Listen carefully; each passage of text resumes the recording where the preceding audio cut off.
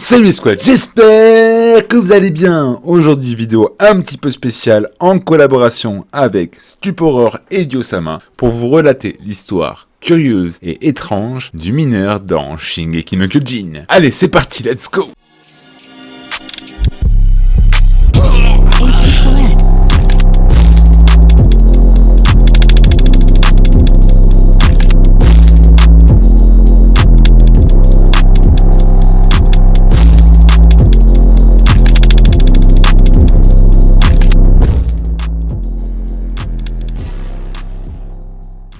Année 784. Par une nuit de chaleur accablante, un mineur tenta de pénétrer dans l'enceinte du mur Sina en franchissant le mur par le sous-sol. Une vie meilleure m'attend peut-être au mur Sina. Cette idée lui traversa à l'esprit soudainement, quelques jours auparavant, alors qu'il creusait dans une mine de charbon. Dans un sens, on pourrait dire que ce fut une révélation. Le mineur erre plusieurs jours, puis décida de l'endroit où il creuserait, dans un bosquet dru, en bordure du mur. Il se dit que personne ne viendrait là, et les feuilles au-dessus de sa tête devraient le cacher de la vue des gardes, qui surveillaient, positionnés sur le mur. En étant convaincu, il décida de mettre son plan à exécution le lendemain soir. Le mineur creusa dans le sol à l'aide d'une grosse pelle dont il avait l'habitude de se servir. Tout avançait bien. La profondeur du trou dépassa rapidement sa taille. Lorsqu'il fut incapable de jeter la terre avec sa pelle, il la mit dans un sac en tissu, puis le jeta à l'extérieur du trou en montant sur une échelle. Mis à part lorsque de temps à autre, il buvait de l'eau ou se détendait les muscles, il ne cessa de creuser. Pour ce qui est de creuser les trous, il avait pleinement confiance en lui-même.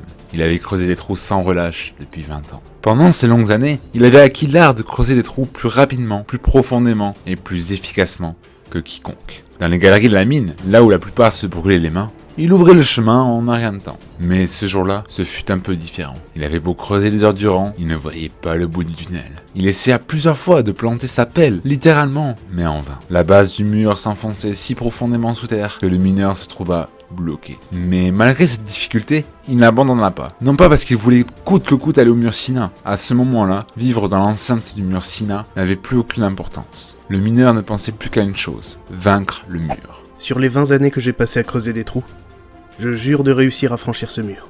C'est ce que le mineur se dit au fond de lui, tout en essuyant la sueur qui ne cessait de couler de son front. Lorsque sa pelle heurta un monolithe, le mineur avait déjà creusé un trou de 4 à 5 fois sa taille. Un monolithe ? Se demanda le mineur. Il était de la même matière que la base du mur. Le mineur y cogna sa pelle de toutes ses forces. Le monolithe resta intact, tandis que la pelle, elle, se brisa. Le mineur poussa un soupir plus grand et plus profond que pour n'importe quel autre trou qu'il avait creusé pendant les 20 années passées.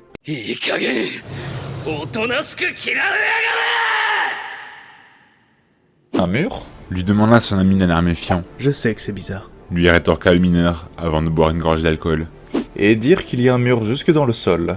Ils étaient assis l'un en face de l'autre dans un coin écarté d'un bistrot faubourien. Le mineur avait l'habitude d'aller boire après son travail avec son unique ami. Ce jour-là, le lendemain de sa tentative visant à franchir le mur, le mineur se retrouva une fois de plus avec son ami dans ce bistrot et lui confia ce qu'il avait fait la nuit précédente. Il pensait que cet ami ne le répéterait sûrement à personne. Peut-être que les murs ne nous entourent pas seulement à la surface, mais aussi sous terre.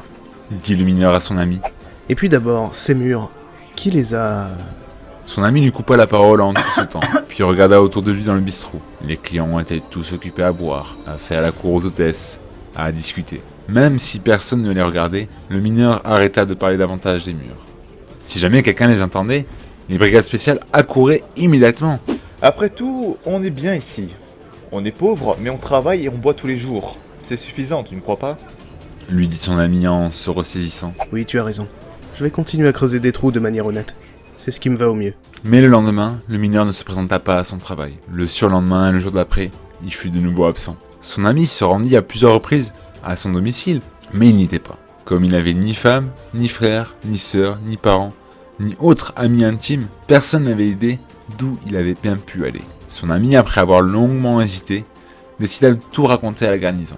Dès le lendemain, les brigades spéciales et la garnison menèrent en commun d'importantes recherches. Bien qu'il s'agissait d'un criminel ayant tenté de franchir le mur en creusant un trou, en faire autant pour rechercher un seul pauvre homme était bien exagéré. L'ami du mineur ne comprit pas pourquoi il le recherchait avec autant d'acharnement. Le mineur ne fut pas retrouvé. Le trou qu'il avait creusé ne fut également pas découvert. Un jour, l'ami du mineur disparut lui aussi soudainement.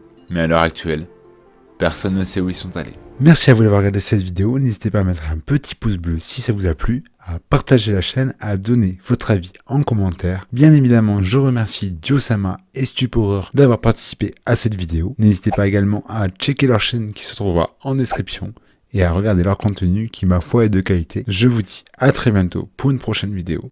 Et surtout, quoi qu'il arrive, soyez forts comme l'assaillant.